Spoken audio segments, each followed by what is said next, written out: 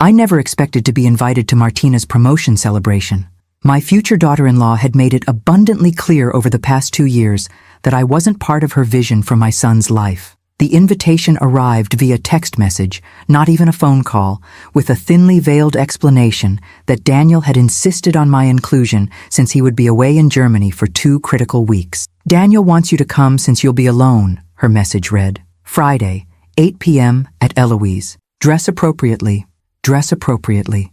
As if I, Dr. Angela Mitchell, former chief of neurosurgery at Boston Memorial, wouldn't know how to dress for dinner at Eloise. I smiled to myself, remembering the countless charity galas and medical conferences I'd attended throughout my career. Martina Perez had a peculiar habit of underestimating me at every turn. I selected a simple black dress with a single strand of pearls, elegant but understated. At 58, I had no interest in competing with Martina's inevitable display of designer labels and statement jewelry. My son Daniel always said I had quiet class, a description that pleased me far more than he knew. Daniel called from his hotel in Munich that afternoon. "Mom, are you going to Martina's dinner tonight?" he asked, concern evident in his voice despite the distance. "Of course," I assured him. "I wouldn't miss it." "I'm sorry I had to push for this," he sighed. "I know things aren't always easy between you two, but I hate the thought of you alone for 2 whole weeks. My sweet, protective son." At 32, he still lived with me. Not out of dependency, but from genuine affection and concern after his father's passing 3 years ago. Martina resented our close relationship, viewing it as competition rather than the natural bond between a widowed mother and her only child. "Daniel, I survived 30 years of neurosurgery and medical missions in conflict zones. I think I can handle 1 dinner with your fiancé," I teased gently. "Focus on your project. I'll be fine." After we hung up, I gazed at a photograph of my late husband, James, displayed on my dresser. "Wish me luck tonight," I whispered. "I might need your diplomatic skills." What I didn't tell Daniel was how much I dreaded this evening. Martina's friends viewed me as a relic, the boring American mother-in-law who would soon be relegated to holiday appearances and occasional babysitting duties. What they didn't know, what Martina herself didn't know, was that beneath my unassuming exterior lay experiences and abilities they couldn't begin to imagine. My years of international medical work had required more than surgical skill. I'd learned Spanish during repeated missions to Colombia and Guatemala, French while working with Doctors Without Borders in West Africa, and Italian during a fellowship in Milan. Languages had never been my profession, merely tools necessary for the work that mattered. I called a rideshare service, deciding against driving myself. Something told me I might need a guaranteed exit strategy tonight. As the car approached Eloise, Boston's newest and most exclusive restaurant, I mentally prepared myself for an evening of polite smiles and careful conversation. What I couldn't possibly prepare for was how dramatically this dinner would change everything. Eloise gleamed with understated luxury, all polished brass, dark wood, and ambient lighting designed to flatter even the most discerning clientele. I spotted Martina immediately, holding court at the center of a large table, her glossy dark hair styled in perfect waves, her red dress a deliberate focal point in the muted restaurant. Her expression flickered briefly when she saw me, annoyance quickly concealed beneath a practiced smile. "Angela, you made it!" she called out, her voice carrying a forced brightness. "Everyone, this is Daniel's mother. Not my future mother-in-law or even Angela Mitchell. Just Daniel's mother, defined solely by my relationship to her fiancé." I smiled warmly, greeting each person as Martina reluctantly made introductions. Her parents, visiting from Miami, 3 friends from her college days, 2 colleagues from her firm. And at the far end, a distinguished-looking man introduced simply as Mr. Thompson, our CEO. "Pleasure to meet you all," I said, taking the empty seat clearly left as an afterthought between Martina's mother and a college friend whose name I'd already forgotten. "Congratulations on your promotion, Martina. Daniel is so proud." She nodded dismissively. "He should be here to celebrate it. This account could transform our firm's international presence." "I'm sure he wanted to be," I replied evenly. "The aerospace project in Munich is equally important to his career." Martina turned away, effectively ending our conversation as she launched into a detailed recounting of her promotion for those who hadn't heard it yet. I engaged in pleasant small talk with her mother, who seemed slightly uncomfortable, but not unkind. The first subtle shift occurred during the appetizer course. Martina, animatedly describing a challenging client situation, paused mid-sentence and switched to Spanish. Tengo que aguantar a esta vieja vaca toda la noche, she said to her friends, rolling her eyes in my direction. Miren cómo come, tan lenta y aburrida como todo lo que hace. I have to put up with this old cow all night. Look how she eats, as slow and boring as everything she does. Her friends laughed nervously, while her parents exchanged uncomfortable glances. Mr. Thompson, focused on his food, seemed oblivious to the sudden language switch. I simply continued eating, maintaining a pleasant expression. After 30 years of surgery, I'd mastered the art of keeping my face neutral under pressure. Emboldened by my apparent ignorance, Martina continued, switching to Spanish whenever she wanted to make a cutting remark about my appearance, my outdated hairstyle, my boring career. Su voz me vuelve loca, she complained during the main course. Chillona como un chihuahua. No sé cómo Daniel la soporta. Her voice drives me crazy. Squeaky like a chihuahua. I don't know how Daniel stands it. By dessert, she had grown increasingly blatant, describing to her laughing friends how she planned to ensure I would rarely visit once they were married. La pondré en un asilo tan pronto como sea posible, she declared. Daniel necesita cortar el cordón umbilical. I'll put her in a nursing home as soon as possible. Daniel needs to cut the umbilical cord. Throughout it all, I maintained my composure, engaging politely with others at the table in English, pretending oblivion to the running commentary about me. I noticed Mr. Thompson watching me with an unreadable expression during one of Martina's particularly vicious tirades. Did he understand Spanish too? As the evening wound down and people began gathering their things, I decided the moment had arrived. I stood slowly, ensuring I had everyone's attention. Martina, quiero agradecerte por invitarme esta noche. I began in perfect Spanish, watching her face drain of color. Es interesante que me compares con una vaca, ya que representan fuerza, nutrición y sustento en muchas culturas. Quizás sea un cumplido involuntario. Martina, I want to thank you for inviting me tonight. It's interesting that you compare me to a cow, as they represent strength, nourishment, and sustenance in many cultures. Perhaps it's an unintentional compliment. The table fell silent. Martina's mother covered her mouth in shock. Switching seamlessly to French, I continued. Quant à ma voix de chihuahua, ces petits chiens sont connus pour leur loyauté féroce et leur longévité. Deux qualités que je valorise énormément, surtout dans les relations familiales. As for my chihuahua voice, these small dogs are known for their fierce loyalty and longevity. Two qualities I value greatly, especially in family relationships. Martina's friends stared open-mouthed. Her father looked down at his plate. Finally, I shifted to Italian. Il vero carattere di una persona raramente si rivela quando è circondata da chi la ammira, ma piuttosto quando crede di poter sminuire gli altri senza conseguenze. Mio figlio sceglierà il suo cammino, ma spero sinceramente che trovi qualcuno che dimostri rispetto non solo quando è conveniente, ma anche quando crede che nessuno stia guardando.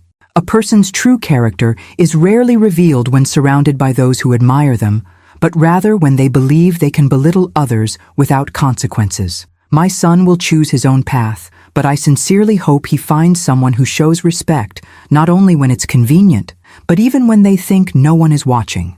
I returned to English for my conclusion. Thank you all for a lovely evening. Martina, congratulations again on your promotion. I'm sure you've worked very hard for it.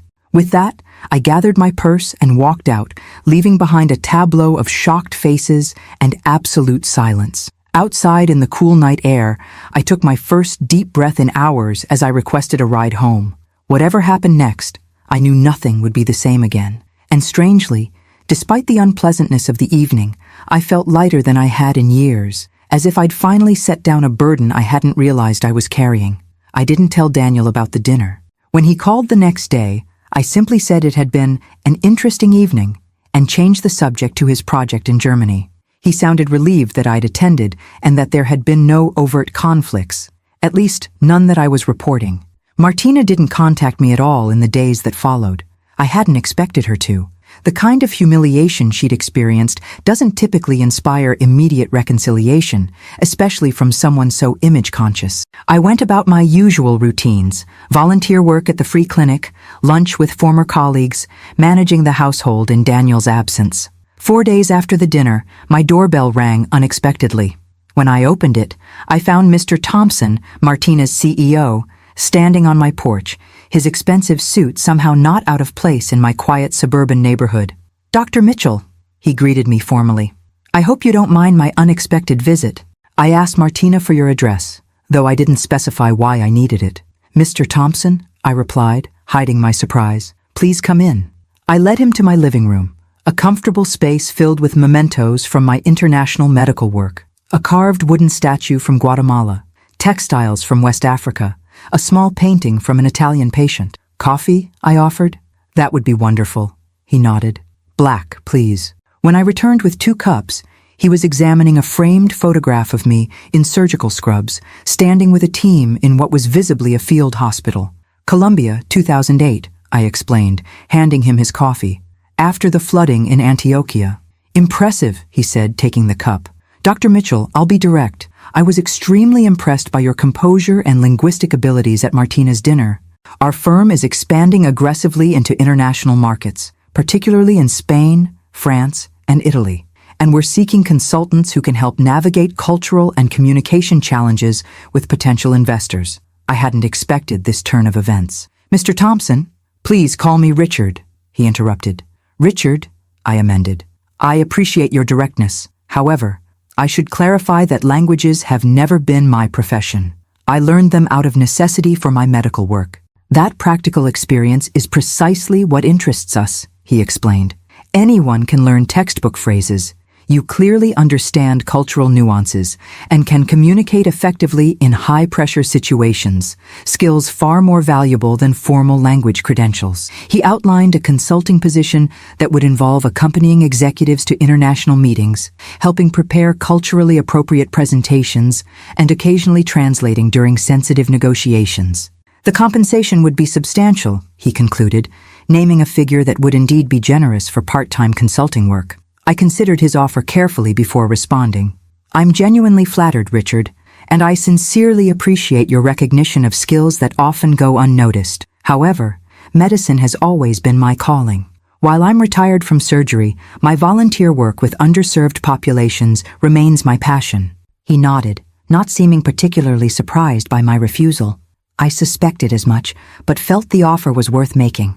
The way you handled yourself at that dinner, with such dignity despite Martina's behavior, suggested someone with exceptional character as well as skills." "Thank you," I said simply. "May I ask," he ventured, "whether Daniel knows what transpired that evening?" "No," I replied, "and I don't intend to tell him. That's between Martina and him." Richard studied me for a moment.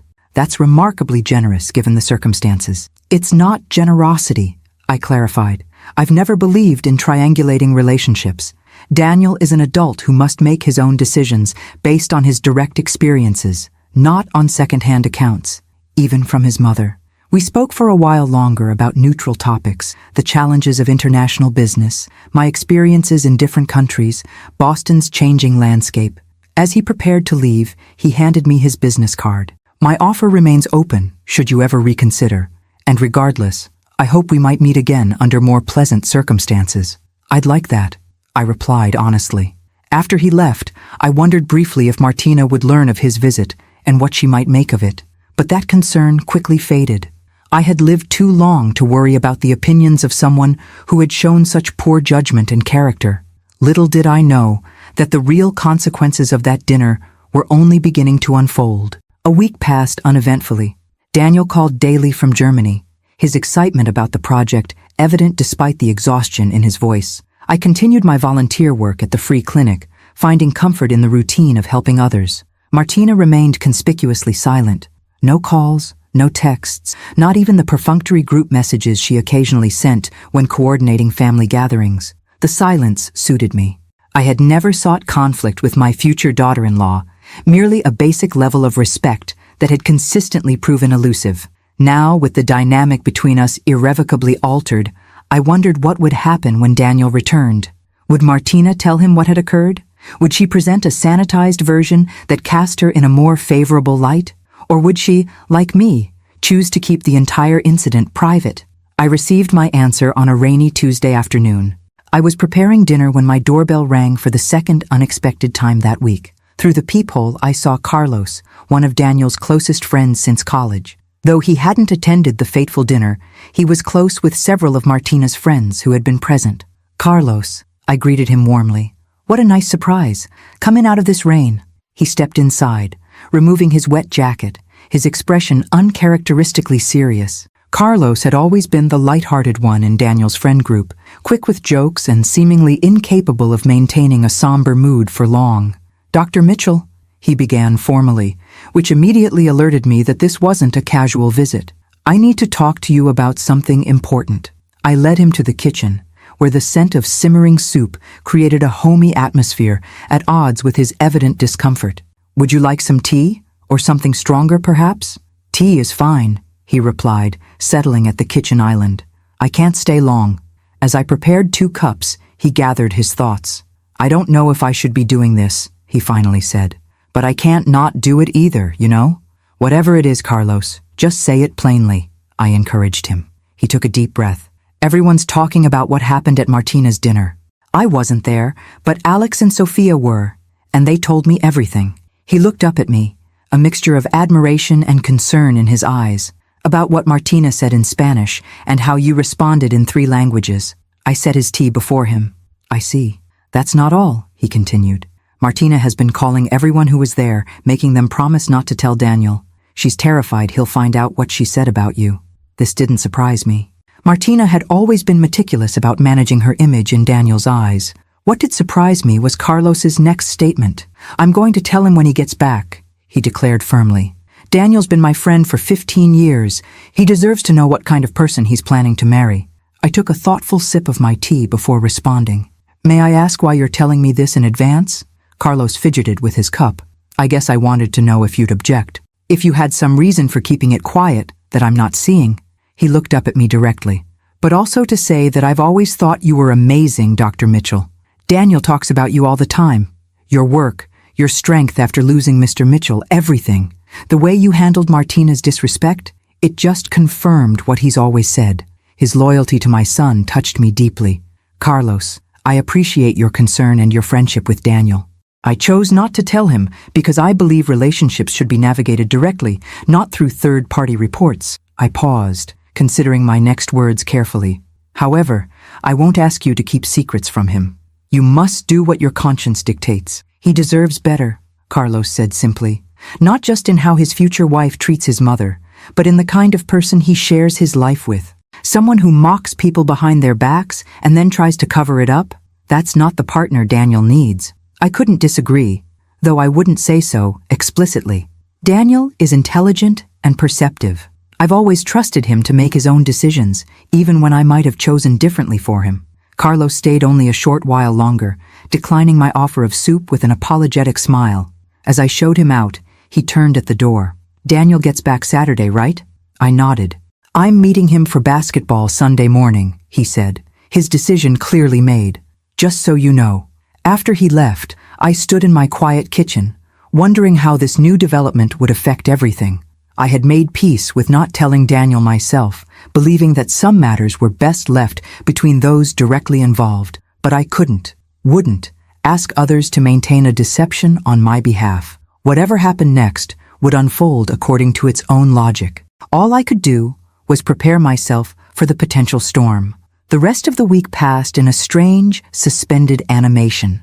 I received a formal thank you note from Richard Thompson for meeting with him, along with a generous donation to the free clinic where I volunteered, a gesture that demonstrated both business acumen and personal thoughtfulness. Martina made her first contact since the dinner, a terse text informing me that she and Daniel would be coming for lunch the day after his return to discuss wedding plans. No acknowledgement of what had transpired, no apology, not even a hint that anything had changed between us. Just a continuation of her typical presumptuous approach to my time and home. I replied with simple confirmation, adding that I looked forward to seeing Daniel after his 2 weeks away. Her name was conspicuously absent from my expressed anticipation.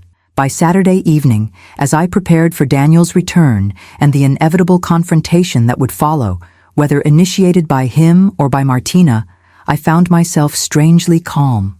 Years of making life-or-death decisions in operating rooms and disaster zones had given me perspective. Family drama, however painful, rarely matched the gravity of a hemorrhaging brain aneurysm or a child trapped in earthquake rubble. Whatever came next, I would face it with the same steady hands that had guided me through decades of surgeries. And perhaps, just perhaps, this painful episode would ultimately lead to better outcomes for everyone involved, especially my son. Daniel arrived home late Saturday night, exhausted but exhilarated from his successful project in Germany.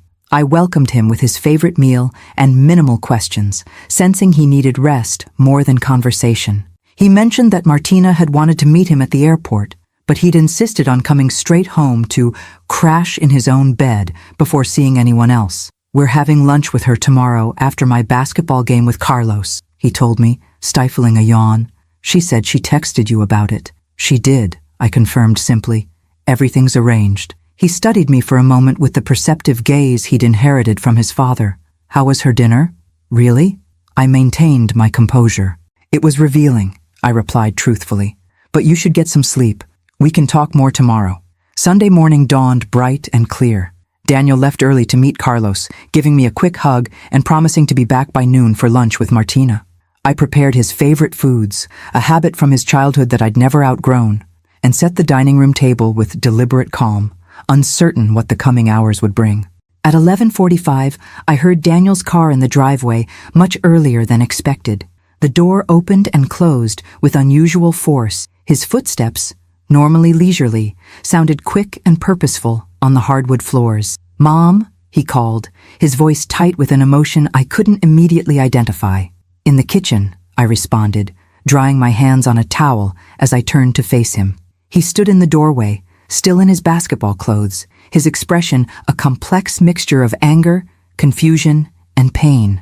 "I need to ask you something, and I need the absolute truth." I nodded, mentally preparing myself. "Always. At Martina's dinner," he began, his voice controlled but strained. "Did she make insulting comments about you in Spanish, thinking you wouldn't understand?" So Carlos had told him. "Yes," I answered simply. "And did you respond in Spanish, French, and Italian, letting everyone know that you'd understood everything?" "Yes." He ran a hand through his hair, a gesture so like his father's that it momentarily caught my heart.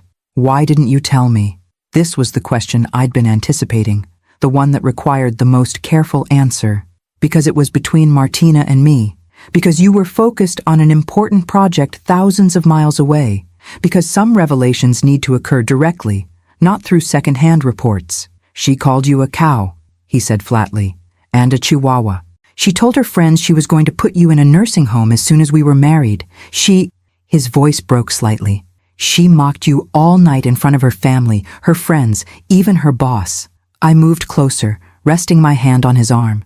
"Daniel, and you just sat there taking it until the end of the night," he continued, his eyes bright with unshed tears. "Then you responded with more dignity than she deserved." I sighed softly. Dignity was the only appropriate response. Anger would have accomplished nothing. Carlos said her CEO was there, that he understood everything too, and that he looked like he wanted to crawl under the table by the end of your response. I couldn't help a small smile at that image. Mr. Thompson did seem rather disconcerted. He visited me afterward, actually. "He what?" Daniel's surprise momentarily overrode his anger. "He offered me a consulting position," I explained, "working with their international clients." I declined, but it was a thoughtful gesture. Daniel shook his head in disbelief. "So her boss offered you a job after witnessing her behavior?" He laughed humorlessly. "That's just perfect." The sound of another car pulling into the driveway interrupted our conversation. Martina had arrived for lunch, unaware that her carefully constructed narrative had already collapsed. Daniel's expression hardened. "I need to handle this alone, Mom. Would you mind giving us some privacy?" "Of course," I agreed, understanding his need to confront Martina without my presence complicating matters.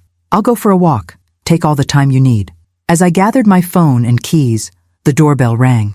Daniel squared his shoulders, visibly steeling himself for the confrontation ahead. I slipped out through the kitchen door to the garden path, avoiding what promised to be a painful encounter. My neighborhood offered peaceful walking routes lined with old oak trees and well-maintained gardens. I chose the longest path, giving Daniel ample time while keeping my thoughts firmly in the present, observing spring flowers, greeting neighbors, appreciating the simple pleasure of physical movement. An hour passed before my phone chimed with a text from Daniel. "She's gone. You can come home now." When I returned, I found him sitting alone in the living room, staring at the framed photo of the three of us, Daniel, James, and me, taken on Daniel's college graduation day. His expression was somber but composed. "I broke the engagement," he said without preamble as I sat beside him. I nodded, neither expressing approval nor offering platitudes. This was his decision, and he needed no validation from me. "She denied it at first," he continued. "Said Carlos was lying, that her friends were exaggerating, that you had misunderstood her Spanish." He shook his head. "When I didn't believe her, she switched to saying it was just harmless joking that you took too seriously." "A common defense," I observed neutrally. Then she cried, said she was just stressed about the promotion, about wedding planning, about me being away. His expression hardened again. "When none of that worked, she got angry. Said that you and I have an unhealthy relationship, that you've manipulated me my whole life, that you deliberately humiliated her to drive us apart." I remained silent, allowing him to process the experience in his own way. "The thing is," he said after a moment, "even while she was saying all this, she kept speaking to me as if I were a child who couldn't see through obvious manipulation, as if I couldn't recognize exactly what she was doing because I'd never seen it before." He looked up at me, his eyes clear and certain. "But I have seen it before. Every time she talked about you when you weren't around." I reached for his hand, squeezing it gently. "I told her it was over," he continued, "that I couldn't marry someone who would disrespect my mother, or anyone that way, who would lie so easily, then try to manipulate me when caught." He exhaled slowly. "She didn't take it well." "I imagine not," I said softly. "She said she'd call me when I was thinking clearly again," he added with a grimace, as if this were just a temporary tantrum she needed to wait out. We sat in companionable silence for a while, the weight of what had happened settling around us. Finally, Daniel turned to me with a curious expression. "Mom, why didn't you ever tell me you speak 3 languages fluently?" I smiled slightly. 4, actually. I can manage decent German as well, though it's a bit rusty." He shook his head in amazement. "How did I not know this about my own mother? They were just tools for my work, Daniel, like knowing how to use different surgical instruments. Necessary, but not particularly noteworthy." "I'm starting to think," he said slowly, "that there's a lot more to you than I've ever realized." I smiled at my son. This thoughtful man who had just made a painful but principled decision. Perhaps there's more to both of us than Martina ever understood. The following weeks brought a strange new reality. Daniel's broken engagement created ripples beyond our immediate family circle, affecting his social connections, professional relationships, and daily routines. Martina, true to her word, called repeatedly during the first few days, her approaches cycling predictably through tearful pleas, angry accusations, and calculated reasoning. When none succeeded, she attempted to enlist mutual friends as intermediaries, efforts that faltered when those same friends had witnessed or heard about her behavior at the dinner. Daniel handled the situation with a maturity that made me quietly proud. He remained firm in his decision while refusing to vilify Martina publicly, simply stating that they had fundamental differences in values that couldn't be reconciled. When pressed for details by well-meaning but curious friends, he would say only that sometimes you see someone clearly for the first time and you can't unsee it.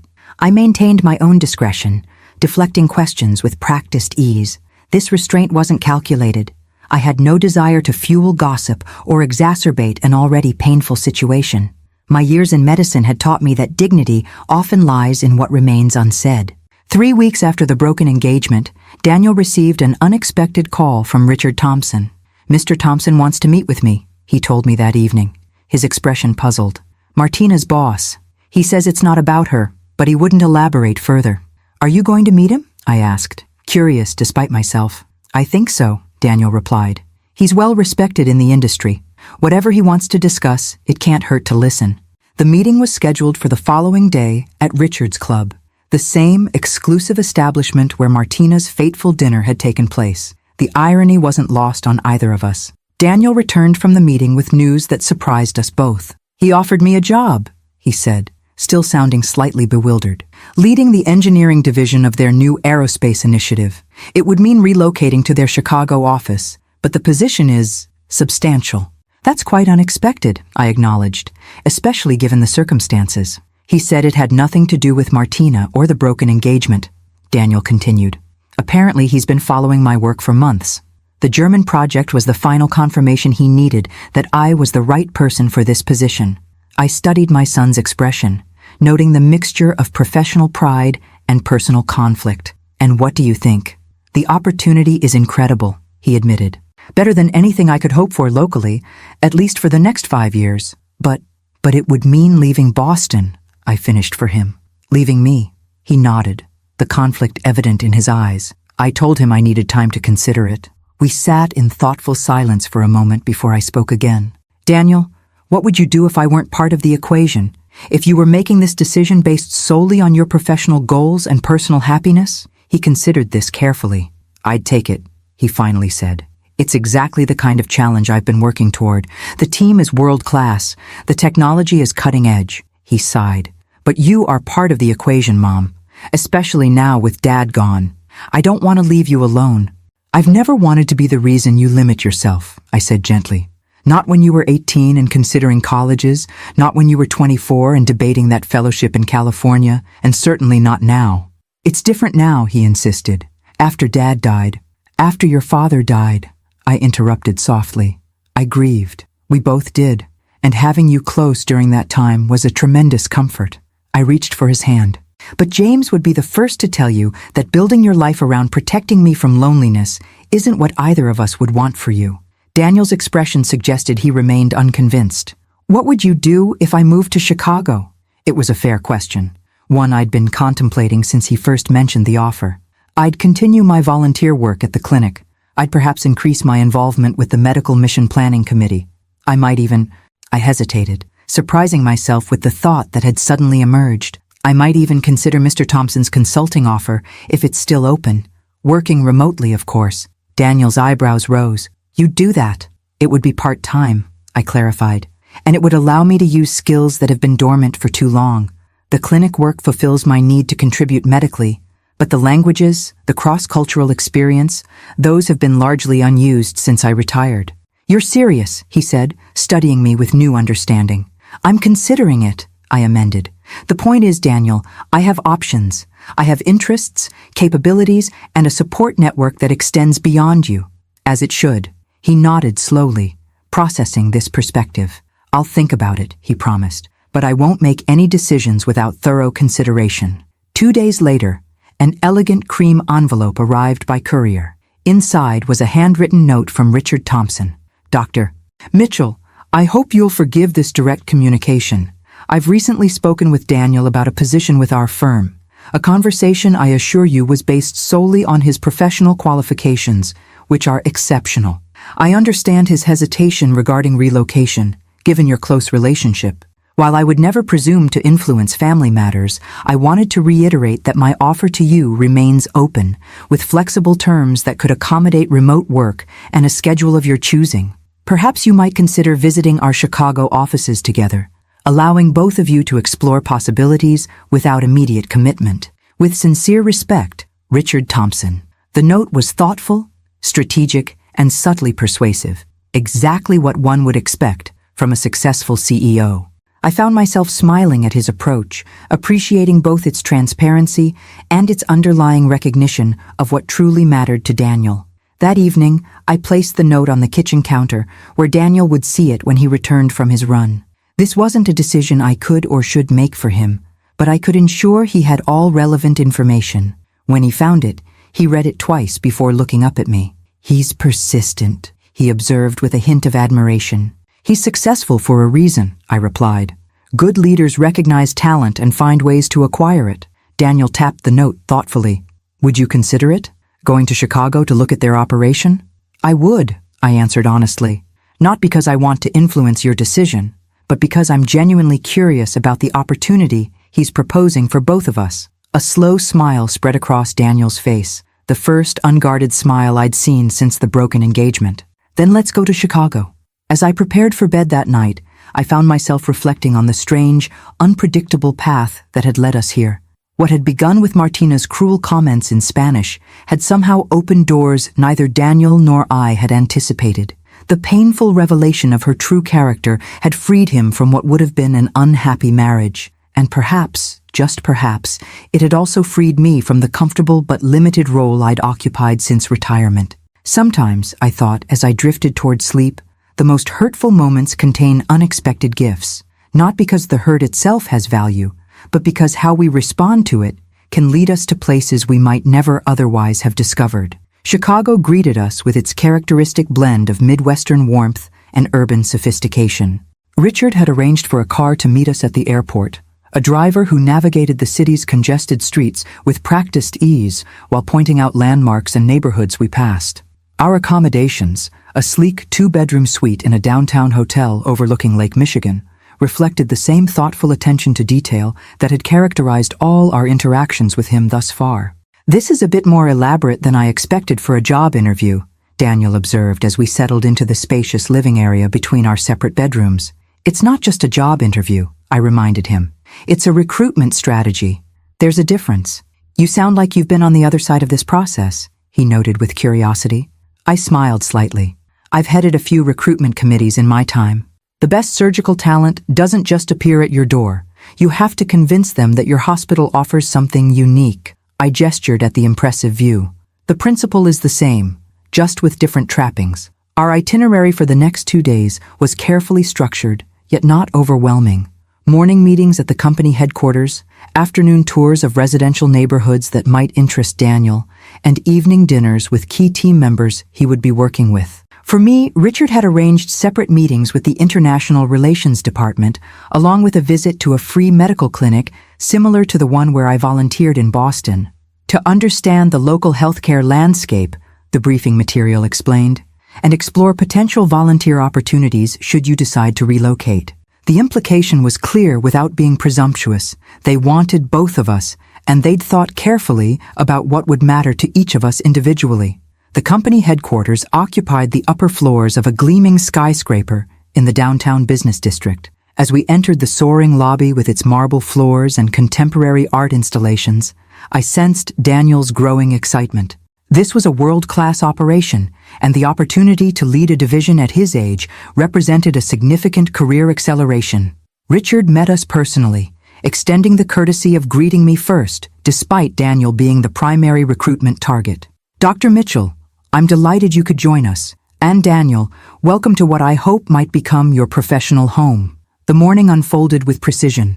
Daniel was whisked away to technical meetings and facility tours, while I was introduced to Helena Vasquez, the Director of International Relations. "Richard speaks very highly of your linguistic abilities and cross-cultural experience," she began, as we settled in her elegantly appointed office. "Though I understand your background is in neurosurgery rather than business." "That's correct," I confirmed. "Languages were tools for my medical work, not my primary expertise." "In my experience," Helena replied with a knowing smile, "the most valuable consultants are those who've applied their skills in high-stakes real-world situations rather than theoretical contexts. A surgeon who can explain complex medical procedures to frightened patients in their native language understands communication on a level that most business professionals never achieve." We spent the next 2 hours discussing the company's international expansion goals, the specific cultural challenges they'd encountered, and the role they envisioned for someone with my unique combination of experiences. The position would be part-time and primarily remote, with quarterly visits to Chicago and occasional international travel for particularly sensitive negotiations. "We're not asking you to become a full-time business consultant," Helena clarified. "Rather, we'd like access to your perspective and abilities on an as-needed basis. The compensation would reflect the value we place on that access, not the hours worked." It was a thoughtfully crafted proposal that acknowledged my primary commitment to medical volunteer work while offering a new avenue for applying underutilized skills. I found myself genuinely intrigued by the possibility. "I'll need time to consider it," I told her honestly. And naturally, my decision would be influenced by Daniel's. Of course, she nodded, though I hope you know that the offer stands independently. Richard was impressed by you before he ever met your son. The scheduled tour of the local free clinic proved equally enlightening.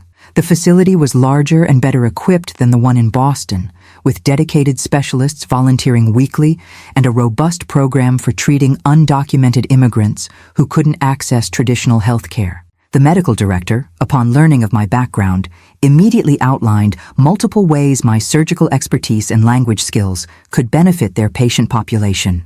We have a significant Spanish-speaking community, she explained, and our French-speaking African immigrant population has grown substantially in recent years. Volunteer physicians who can communicate directly with patients are worth their weight in gold.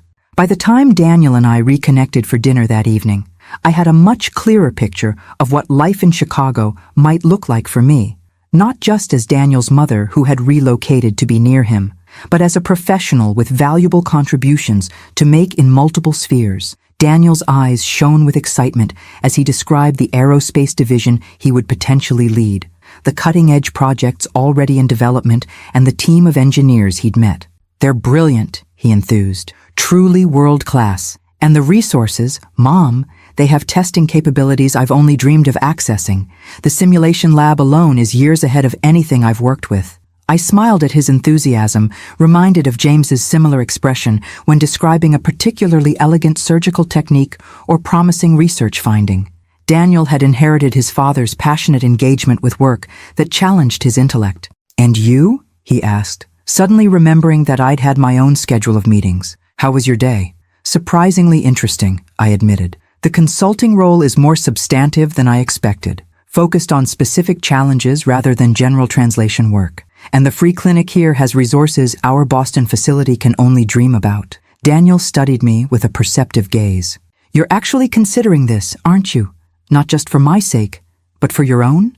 "I am," I acknowledged, "though I'm not making any decisions after a single day of meetings." Over dinner with Richard and several key executives, the conversation flowed naturally between business topics and personal interests. I observed the team dynamics with professional detachment, noting how they interacted with Daniel, the respect they showed for his expertise, their genuine interest in his perspectives, the absence of condescension despite his relative youth.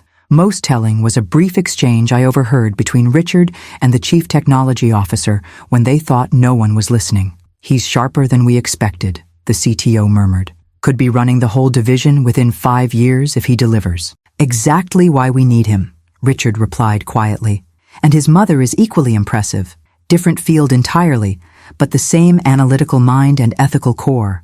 I pretended not to have heard, but the assessment pleased me, not for the personal compliment, but for the recognition that they saw Daniel for his true potential, not merely as an immediate asset. Our second day followed a similar pattern, with neighborhood tours added to give us a sense of daily life in Chicago. By the time we boarded our flight back to Boston the following morning, both of us had considerably more information than when we'd arrived.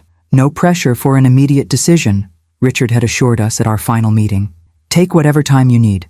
Both positions will remain open until you've reached your conclusions."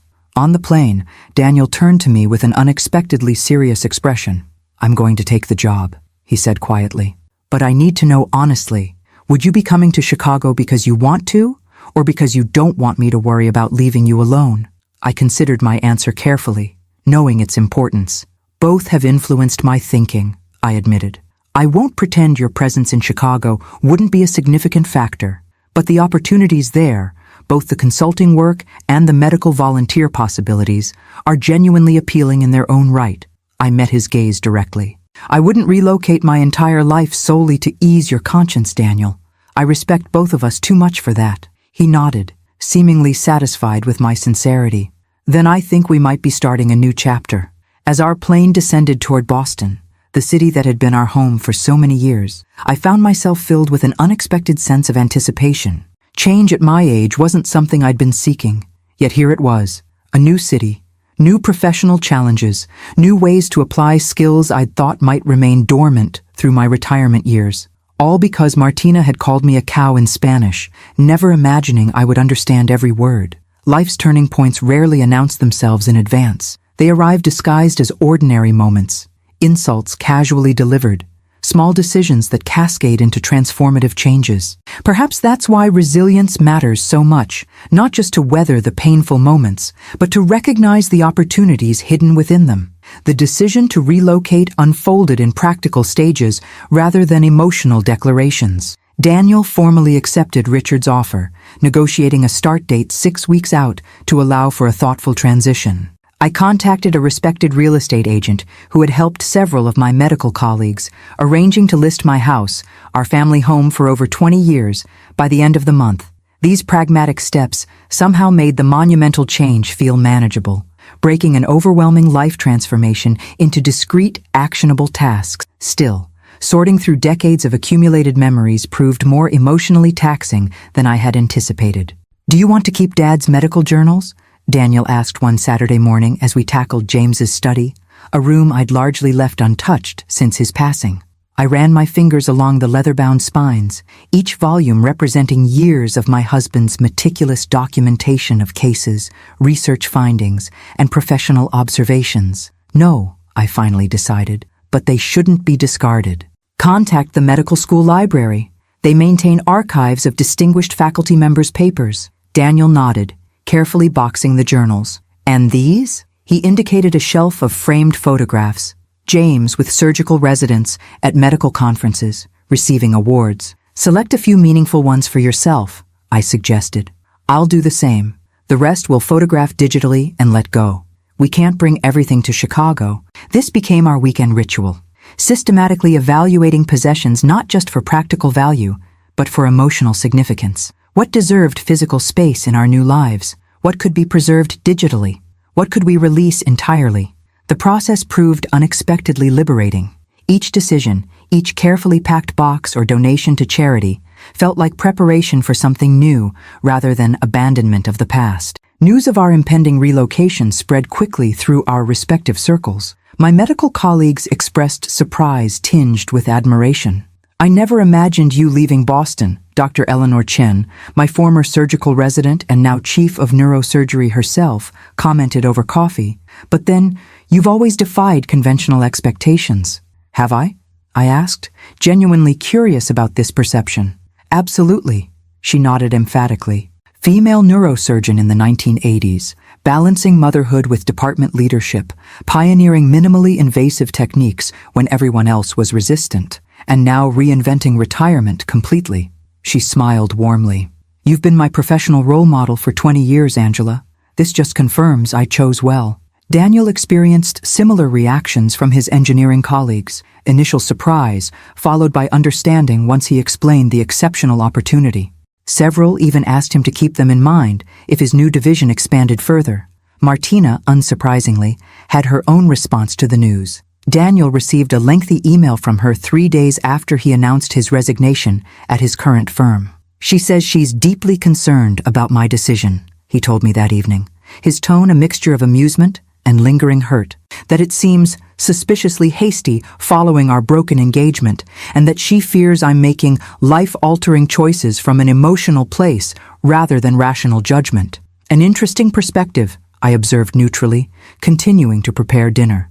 "She also suggests that you've manipulated the situation, using your unexpected language skills to embarrass her, then somehow orchestrating this job offer to separate me from my support network here in Boston."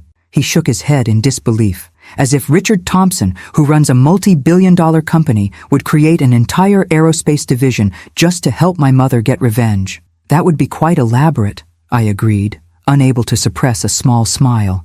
"The most revealing part," Daniel continued, scrolling through the message, "is where she says she's willing to overlook past misunderstandings and reconsider our future together if I'll return to rational thinking and decline the Chicago position." He looked up, his expression hardened, as if her conditional acceptance should be incentive to abandon the career opportunity of a lifetime. I placed a comforting hand on his shoulder. "She's processing loss in her own way, Daniel. The relationship, the status of being engaged, the future she had envisioned, all gone in an unexpected moment. You're being remarkably generous toward someone who called you a cow," he observed wryly. "Professional detachment," I replied. 20 years of delivering difficult diagnoses teaches you to recognize emotional reactions without absorbing them personally. I paused, considering my next words carefully. Though I will admit, her assessment of my orchestrating abilities is rather flattering. Apparently, I could have had a promising career in corporate espionage. Daniel laughed, a genuine, unburdened sound I hadn't heard often enough since the broken engagement. I'm not responding to her email, he decided. There's nothing to be gained from further engagement. A wise approach, I agreed. The house sold more quickly than anticipated. 3 days after listing, to a young surgeon and his wife expecting their first child. They loved the established neighborhood, the proximity to the hospital, and the home office that had served both James and me throughout our careers. The symmetry felt appropriate. Another medical family beginning their story where ours was transitioning to a new chapter. We found suitable living arrangements in Chicago with similar efficiency. Rather than immediately purchasing new properties, we decided to rent initially, Daniel selecting a modern apartment in a high-rise near his new office, while I chose a comfortable 2-bedroom condominium in a quieter neighborhood with excellent access to public transportation, close enough for regular visits, yet separate enough to maintain our independent lives. Richard facilitated introductions to Chicago's medical community, resulting in immediate volunteer opportunities at 2 different clinics serving underserved populations. I also connected with the International Medicine Program at Northwestern University Medical Center, where my experience with field hospitals and disaster response proved unexpectedly valuable to their training curriculum. The consulting work with Richard's company began even before our physical relocation. Weekly video conferences with Helena and her international team allowed me to gradually integrate into their operations, providing perspective on cross-cultural communication challenges they were encountering in European and Latin American markets. Your approach is refreshingly different, Helena commented during one session. Our previous consultants focused on terminology and translation accuracy. You immediately identify the underlying cultural assumptions, creating the misunderstandings. Medicine teaches you to look for root causes rather than symptoms, I explained. The words people choose are often just manifestations of deeper cultural perspectives. 2 days before our scheduled departure from Boston, Richard called with news that surprised both Daniel and me. I've just learned that our Paris office is hosting potential investors from Spain, Italy, and France next month, he explained. Given the sensitivity of these negotiations, I'd like both of you to attend. Daniel to address the technical questions about the aerospace division, and you, Angela, to assist with the cultural and linguistic nuances. Both of us? I clarified, glancing at Daniel, who had looked up from his packing with interest. The aerospace initiative is central to our European expansion strategy, Richard confirmed, and these particular investors have specifically noted their comfort in conducting detailed technical discussions in their native languages. Your combined expertise would be invaluable. After concluding the call, Daniel and I exchanged looks of amused disbelief. Paris, he said, for our first official assignment together. It seems rather cinematic, I acknowledged with a smile, almost as if scripted. If Martina knew about this, it would absolutely confirm her conspiracy theories, Daniel laughed. My mother, the master manipulator, orchestrating international business trips. Let's add it to my growing list of shadowy accomplishments, I suggested dryly. Right after secretly fluent in multiple languages and covertly influences Fortune 500 CEOs. On our final evening in Boston, after the moving company had taken the last of our boxed possessions and we were camping in empty rooms with just suitcases and air mattresses, Daniel ordered takeout from our favorite local restaurant. We sat on the floor of what had been our living room, eating directly from containers and sharing memories of the house. Remember when Dad tried to install those bookshelves himself? Daniel asked, gesturing to the now empty wall where James's disastrously uneven attempt had eventually been replaced by professional carpentry. He was so determined, I recalled fondly. 3 advanced degrees, could perform microscopic surgery on the human brain, but completely defeated by a level and power drill. He would have loved this, you know, Daniel said after a thoughtful pause. Not just the Chicago opportunity, but seeing you embrace something completely new at this stage of life. He would have been first in line to help pack, I agreed. Your father never feared change. He considered it the only reliable constant in life. As darkness fell on our last night in the house that held so many memories, I found myself filled not with melancholy, but with genuine anticipation. Tomorrow would bring the formal beginning of our new chapter. New city, new professional challenges, new possibilities neither of us had imagined when Martina had issued her ill-fated dinner invitation. To unexpected fluency, Daniel proposed, raising his paper cup of wine in a makeshift toast, and to mothers who continue to surprise their grown children. To new beginnings, I added, touching my cup to his, and to the remarkable ways they sometimes find us. Chicago in autumn proved more beautiful than I had anticipated. The vast expanse of Lake Michigan shifted colors with the changing light, steel gray in early morning, brilliant blue under midday sun, lavender and gold as evening approached. The city itself pulsed with energy that somehow felt different from Boston's more reserved rhythm, broader, bolder, less constrained by tradition and history.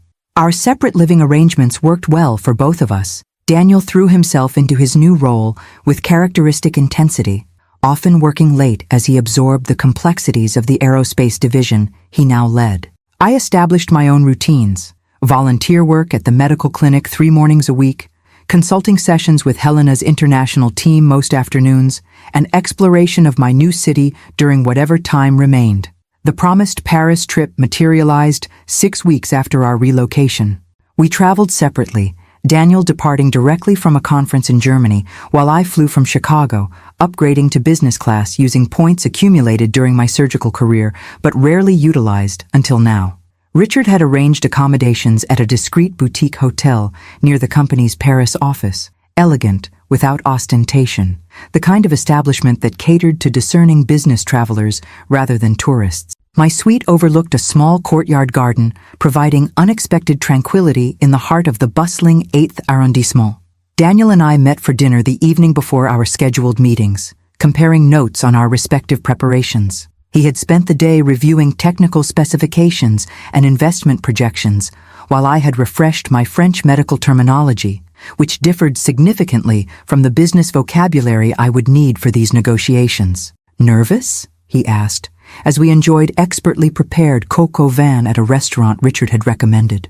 "Appropriately alert," I corrected with a small smile. "This isn't brain surgery. No one will die if I conjugate a verb incorrectly." "True," he acknowledged, "though there are millions of dollars potentially at stake." "A different kind of pressure," I agreed. "But after decades of life or death decisions, I find financial stakes remarkably less stressful." The following morning brought our first surprise.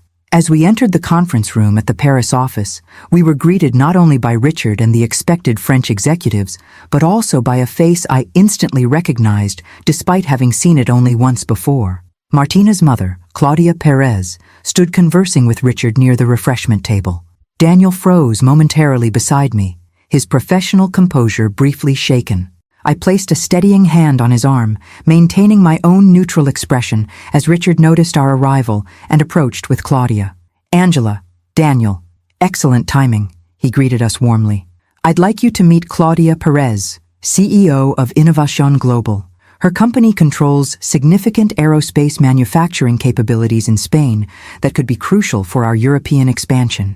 Claudia's expression registered momentary shock before smoothing into professional politeness. She extended her hand first to me, then to Daniel. "Dr. Mitchell, Mr. Mitchell, what an unexpected pleasure." "Miss Perez," I replied evenly, shifting immediately to Spanish. "Es un placer conocerla formalmente. Creo que nos vimos brevemente en la cena de su hija hace unos meses." "It's a pleasure to meet you formally. I believe we saw each other briefly at your daughter's dinner a few months ago." Her eyes widened slightly at my direct acknowledgement of our previous encounter. "Sí, aunque no tuvimos la oportunidad de hablar realmente," she responded, maintaining the Spanish conversation. "Yes, although we didn't really have the opportunity to talk. El tiempo tiene formas interesantes de crear nuevas oportunidades," I observed. Time has interesting ways of creating new opportunities. Daniel, whose Spanish was functional but not fluent, extended professional courtesy in English. "Ms. Perez, I look forward to discussing how our aerospace initiatives might align with your manufacturing capabilities." The momentary tension dissipated as Richard guided us toward our seats, apparently oblivious to the undercurrents between us. As the meeting commenced with introductions of the French and Italian investors also present, I caught Claudia studying me with undisguised reassessment. The negotiations proceeded with professional focus, each party presenting their interests and potential contributions to the proposed partnership. When technical discussions began, Daniel took center stage, articulating complex engineering concepts with impressive clarity. I provided occasional linguistic assistance, ensuring that nuanced technical points weren't lost in translation. During a mid-morning break, Claudia approached me as I stood by the window overlooking the Parisian street below. "You never mentioned your professional background that night at the dinner," she said in Spanish, her tone carefully neutral. "It wasn't relevant to the conversation," I replied simply, "and I wasn't given much opportunity to share personal information." She acknowledged this with a slight nod. "Martina told me about your son's new position here. She believes there were unusual circumstances surrounding his recruitment." I met her gaze directly. "The only unusual circumstance was Richard Thompson witnessing your daughter's behavior at her celebration dinner. The rest followed natural business logic." Claudia sipped her coffee thoughtfully. "I should have intervened that night," she finally said, surprising me with her candor. "When Martina began speaking about you in Spanish, it was inappropriate." "Yes," I agreed without elaboration. "Some acknowledgments require no softening. She inherited her father's temper and my ambition," Claudia continued. "Not always a fortunate combination." She glanced toward Daniel, who was engaged in animated conversation with the Italian investors. "Your son seems remarkably composed for someone his age. Leading a division of this magnitude is no small responsibility." "Daniel has always handled pressure well," I noted, parental pride evident despite my professional demeanor. "He makes decisions based on principles rather than impulse. A valuable quality," she observed, the implication hanging unspoken between us. The afternoon session focused on financial projections and legal frameworks, areas where my involvement was minimal. I observed the interactions with professional detachment, noting how Richard subtly managed competing interests toward a mutually beneficial conclusion. By day's end, a preliminary agreement had been reached, with specific technical details to be finalized over the coming weeks.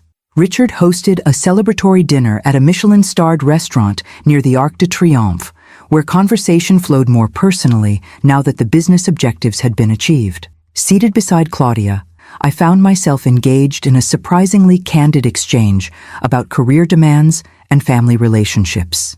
"Balancing corporate leadership with motherhood was never simple," she acknowledged, after sharing details of her rise through Spain's male-dominated business environment. "Perhaps I focused too much on teaching Martina how to succeed professionally and too little on other values. Parenting offers no perfect formulas," I responded, thinking of my own imperfections as a mother. "We all make choices based on what seems most important at the time." "Has your son spoken with her since the broken engagement?" she asked, her tone carefully casual. "Not to my knowledge," I replied honestly. "Daniel tends to make clean breaks when trust is damaged." Claudia nodded slowly. "A quality Martina might benefit from developing." She hesitated before adding, "She is not handling the situation well. Her professional performance remains excellent, but personally, she seems unable to process what happened." I felt an unexpected twinge of compassion. Despite Martina's behavior, she was still someone's beloved daughter, struggling with consequences she hadn't anticipated. "Time often provides perspective that isn't immediately available," I offered. "Neither condemnation nor absolution." "Perhaps," Claudia agreed, "though some lessons are harder to learn than others." As the evening concluded and we prepared to return to our respective hotels, Richard approached with evident satisfaction. "A successful first collaboration," he observed. "I had a feeling you two would work well together." Daniel and I exchanged a brief glance of shared amusement at his obliviousness to our complicated connection. "Sometimes the most unexpected partnerships prove most productive," I replied diplomatically. Later, walking with Daniel along the Seine as lights sparkled on the dark water, I shared the essence of my conversation with Claudia. "She seems more self-aware than her daughter," he observed, "though that's a fairly low bar to clear. Most parents recognize their children's flaws, even when they can't fully correct them," I noted. "Did working with her mother create difficulties for you?" "Surprisingly, no," he replied after a thoughtful pause. "Claudia is clearly competent and straightforward. Nothing like Martina in a professional context." He glanced at me with curiosity. "What about you? Was it uncomfortable navigating that unexpected connection? It was illuminating, I decided. Seeing the mother helped me better understand the daughter, not excuse her behavior, but contextualize it. We stopped at a viewing point overlooking the illuminated Notre Dame Cathedral, its reconstructed spire reaching skyward after the devastating fire years earlier. Life rarely follows expected paths, I mused, gesturing toward the cathedral. Destruction sometimes leads to renewal. Painful endings create space for new beginnings. Very philosophical, Mom, Daniel teased gently. Blame Paris, I replied with a smile. The city inspires contemplation. As we continued our evening stroll through a city neither of us had expected to be visiting in such a capacity, I reflected on the extraordinary chain of events that had brought us here. A cruel comment in Spanish at a dinner table had triggered a sequence that transformed both our professional trajectories and now, improbably, placed us in direct business relationship with the mother of the woman who had inadvertently catalyzed everything. If I believed in fate, I might have seen some cosmic symmetry in this development.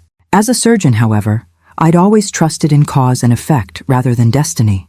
The logical progression of events following initial conditions, modified by human choices along the way.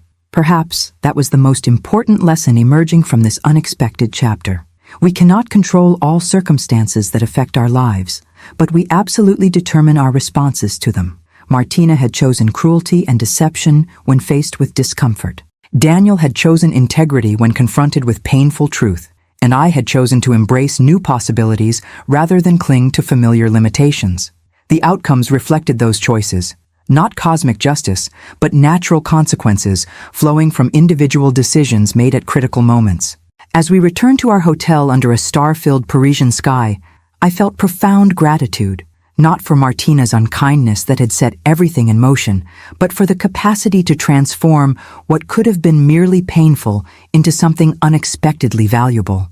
Winter settled over Chicago with characteristic intensity, biting winds sweeping off Lake Michigan, snow accumulating in crystalline drifts along the streets, the city skyline often shrouded in gray mist. Yet I found unexpected beauty in this seasonal transformation, so different from Boston's more moderate winter patterns. By December, both Daniel and I had established comfortable routines in our new environment. His leadership of the aerospace division had begun yielding tangible results, with the European partnerships initiated in Paris now formalized into working relationships. My own consulting work had expanded beyond initial expectations, with Helena increasingly relying on my input for sensitive cross-cultural negotiations. The medical clinic where I volunteered had become a meaningful anchor in my week. The diverse patient population, Spanish-speaking families from Mexico and Central America, French-speaking immigrants from West Africa, elderly Eastern Europeans with limited English, provided ample opportunity to use my linguistic abilities for their original purpose, helping people understand complex medical information during vulnerable moments. "You're a godsend in this clinic," Dr. Patel, the medical director, told me one afternoon after I'd spent an hour explaining complicated neurological symptoms and treatment options to an elderly Mexican woman and her concerned family. Most of our volunteer physicians can manage basic conversational Spanish, but explaining vestibular disorders and medication interactions? That's another level entirely. It's where medicine and language truly intersect, I replied. Technical accuracy matters, but so does cultural context and emotional nuance. Our first Christmas season in Chicago brought both challenges and unexpected joys. The absence of familiar traditions and locations initially created a sense of dislocation. No Christmas tree shopping at the lot we'd visited for 20 years. No annual holiday concert at the Boston Symphony. No gathering of long-established medical colleagues for our traditional celebration. Daniel and I decided to embrace the opportunity for reinvention rather than attempting to replicate past patterns. We explored Chicago's unique holiday offerings, the magnificent light displays along Michigan Avenue, the German-inspired Christkindl Market with its handcrafted ornaments and mulled wine, the spectacular holiday concert at the historic Chicago Theater. "This feels different," Daniel observed as we wandered through the festive market one evening, snowflakes gently falling around us. "Not better or worse than our Boston traditions, just new." "That's the essence of transition," I replied, watching children's faces light up as they discovered the intricate Christmas pyramids and nutcrackers at a German vendor's stall. honoring what was while creating what will be. Richard invited us both to the company's holiday gala, an elegant affair at the Chicago Art Institute, with the magnificent Thorn miniature rooms specially illuminated for the season. As we entered the grand hall, I was surprised to find Helena approaching with a distinguished-looking man I didn't recognize. "Angela, I'm delighted you could attend," she greeted me warmly. "I'd like you to meet someone I think you'll find interesting. This is Dr. Marcus Rivera, Chief of Neurosurgery at Northwestern Memorial." The distinguished gentleman extended his hand with a professional smile. "Dr. Mitchell, your reputation precedes you. Helena mentioned you've been consulting with the company while also volunteering at the community clinic." "That's correct," I confirmed, immediately assessing him with the instinctive evaluation surgeons develop for their peers. His handshake was firm, but not aggressive, his eye contact direct but respectful, positive indicators in my experience. "I understand you pioneered several minimally invasive techniques for cranial-based tumors," he continued. "Your paper on the endonasal approach to pituitary adenomas fundamentally changed our procedural protocols here at Northwestern." I was momentarily taken aback that he was familiar with my surgical publications.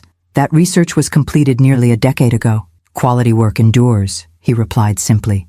"Which brings me to a proposition I'd like to discuss. Our International Neurosurgery Fellowship Program is expanding with participants from Spain, France, and several Latin American countries. We've been searching for someone with both the surgical expertise and linguistic abilities to serve as a clinical advisor." "I'm retired from surgical practice," I reminded him. "This role wouldn't involve performing surgery," he clarified. "Rather, supervising fellows, reviewing cases, and facilitating communication between international participants and our attending physicians. Your unique combination of neurosurgical expertise and language fluency would be invaluable." As Dr. Rivera outlined the position in greater detail, I found myself unexpectedly intrigued. It represented a perfect bridge between my past surgical career and my current language-focused activities, teaching the next generation of neurosurgeons while utilizing the communication skills that had become increasingly central to my professional identity.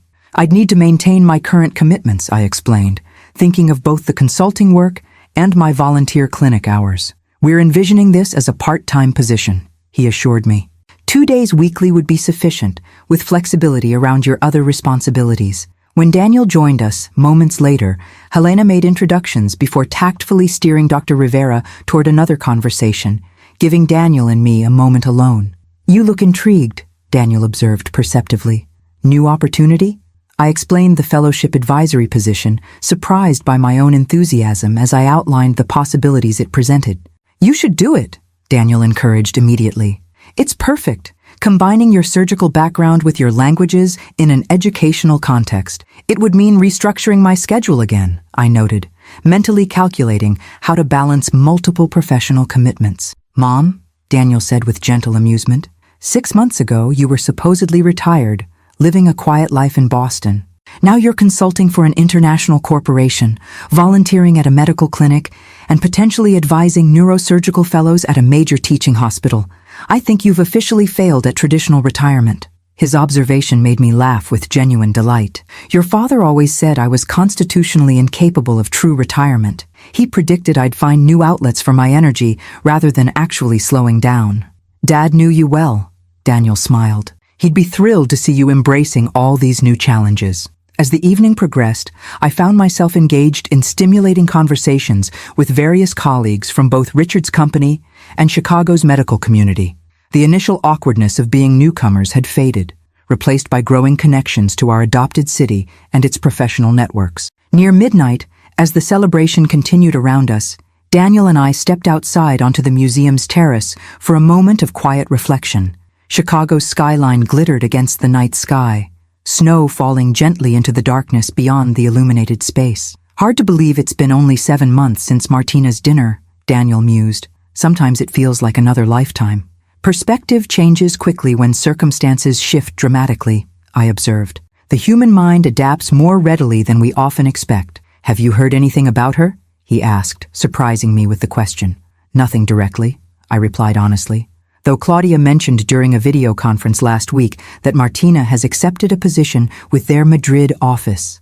Apparently, she requested the transfer herself. Daniel nodded thoughtfully. Probably for the best, a fresh start, somewhere new. That's something we understand well now, I noted. A comfortable silence settled between us as we watched snowflakes swirl in the light from the terrace lanterns. After a moment, Daniel spoke again, his tone reflective. You know what I realized recently? If Martina hadn't made those comments in Spanish, if you hadn't responded in 3 languages and created that moment of revelation, none of this would have happened. He gestured broadly, encompassing not just the gala, but everything our new lives entailed. My career advancement, your consulting work and medical involvement, our entire Chicago chapter, all stemming from that single catalytic moment. Life's turning points rarely announce themselves in advance, I replied. They often arrive disguised as ordinary moments or even painful experiences. I wonder if she knows, Daniel mused, how her attempt to mock you secretly ended up transforming both our lives for the better. I doubt she views it through that lens, I said, thinking of what little I knew about Martina's current situation. People rarely recognize their role in others' transformation stories, especially when the narrative doesn't center them favorably. As we returned to the celebration inside, I found myself reflecting on the extraordinary journey of the past year.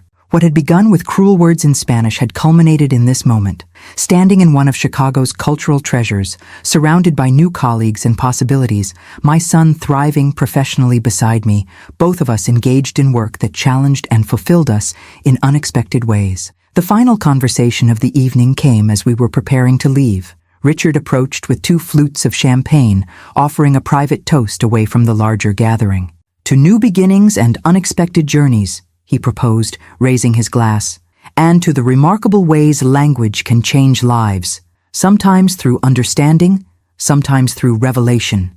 The knowing glint in his eye suggested he had always been more aware of the Martina connection than he had let on. You knew from the beginning, didn't you? I asked directly, about what happened at that dinner. His slight smile confirmed my suspicion.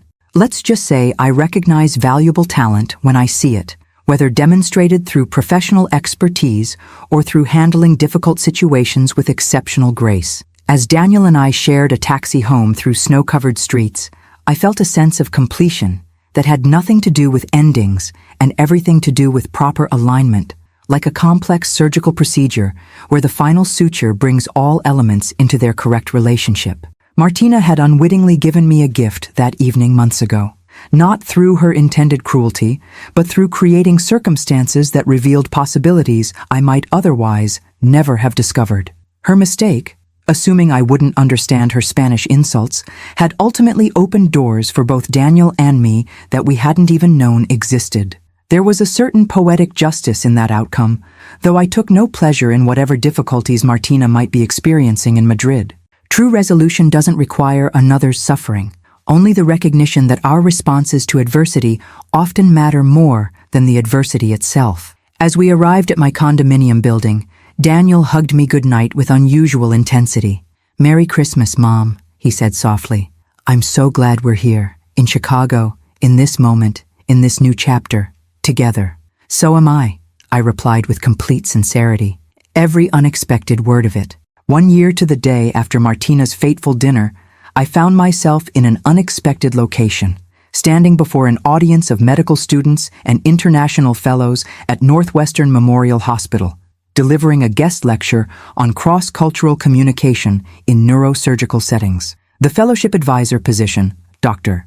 Rivera had proposed during the holiday gala, had evolved into a more comprehensive role than either of us had initially envisioned, encompassing not just clinical oversight, but also formal educational components. The language of medicine is universal in its technical aspects, I explained to the attentive faces before me, but the language of healing transcends mere terminology. It requires understanding cultural contexts, family dynamics, and the unique narratives patients bring to their medical experiences. As I guided these brilliant young surgeons through case studies illustrating how linguistic and cultural awareness could dramatically improve patient outcomes, I felt a deep sense of professional fulfillment, unlike anything I'd experienced since retiring from active surgical practice. This wasn't simply teaching technical skills, it was transmitting wisdom accumulated through decades of practice in circumstances these students could barely imagine. Dr. Mitchell, a Colombian neurosurgical fellow asked during the Q&A session. How did you develop such precise medical Spanish? The colloquialisms and regional variations you use when speaking with patients from different Latin American countries are remarkably specific. I smiled, considering how to answer without delving into the complete story that had led me here. Necessity and immersion, I replied.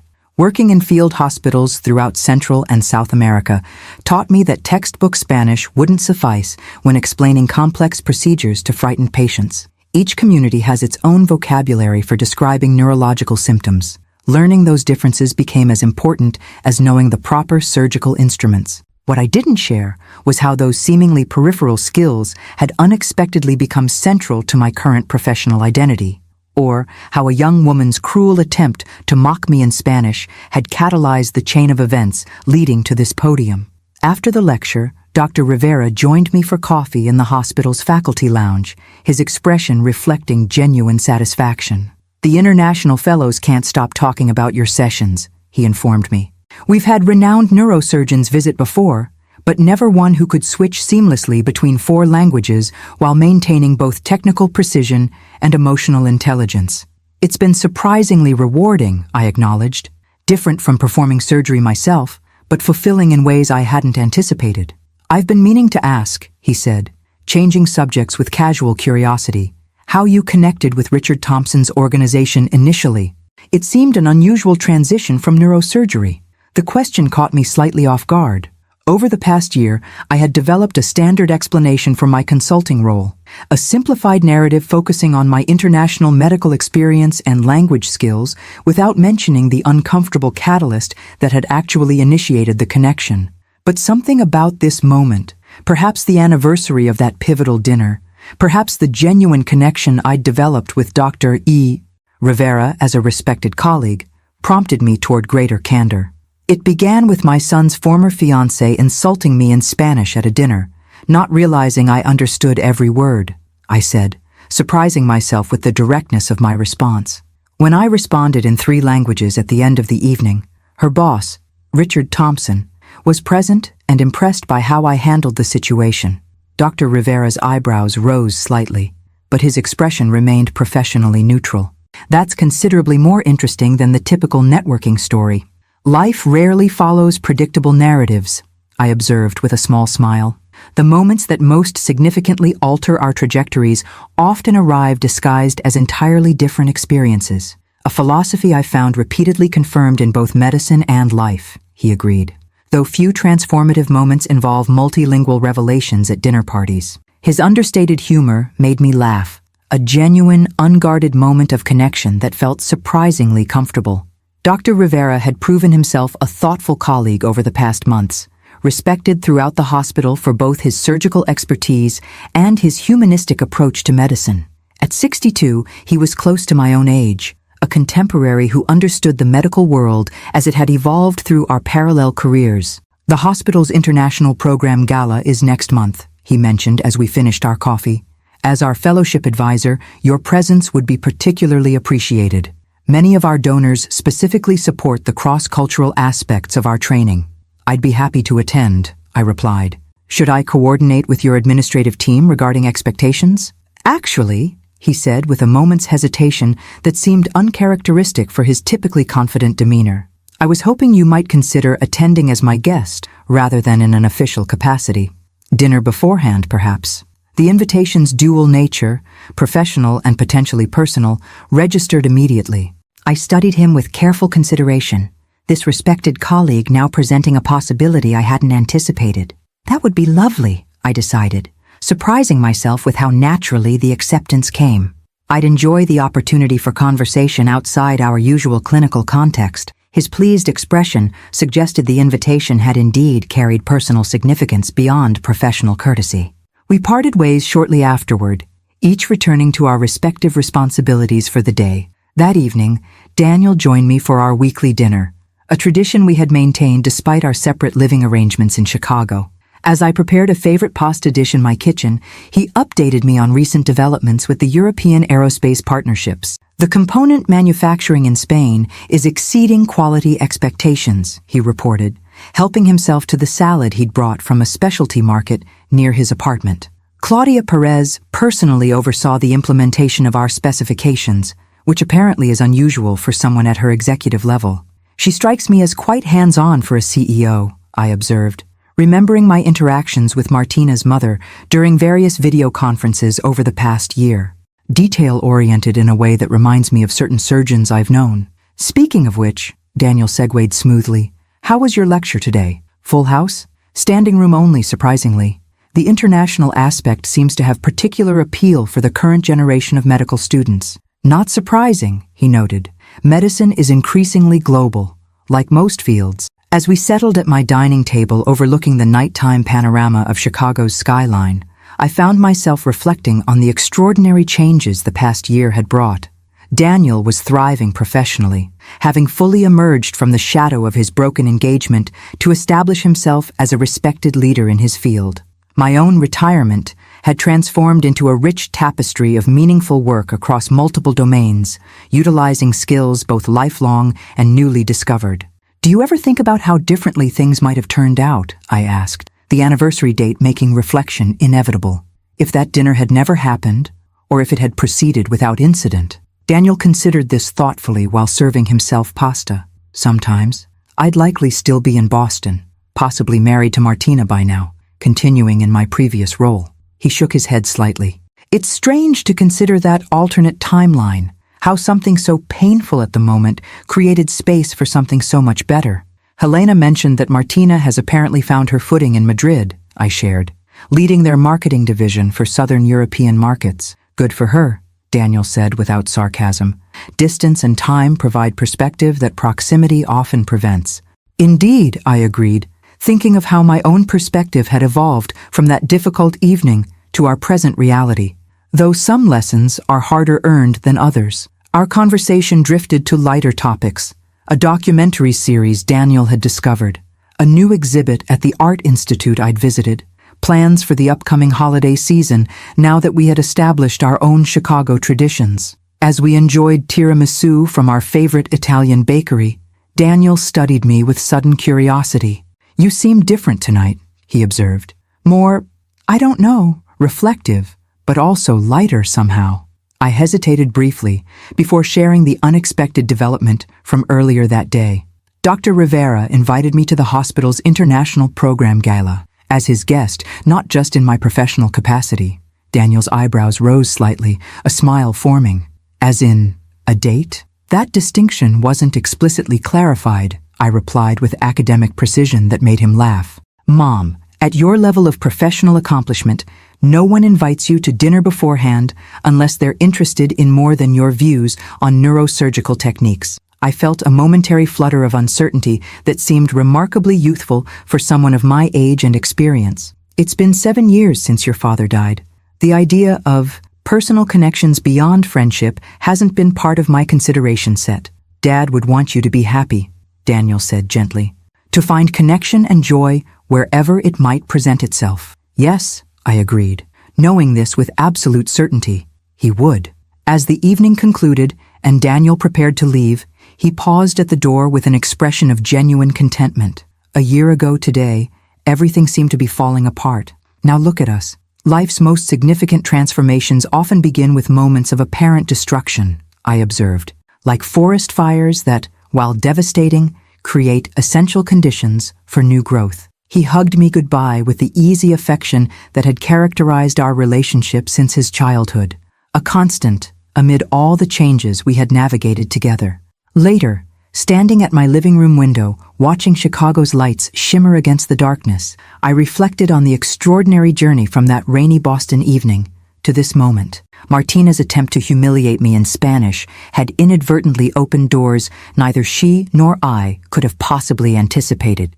Professional opportunities, personal growth, new beginnings in unexpected places. There was a profound lesson in this sequence of events, not about revenge or justice, but about how our responses to difficult moments often matter more than the moments themselves. I had chosen dignity over retaliation, clear boundaries over endless conflict, and openness to new possibilities over retreat into familiar limitations. The results of those choices surrounded me now, a fulfilling new professional identity, meaningful work in multiple domains, my son thriving in his career, and perhaps even the tentative beginning of an unexpected personal connection.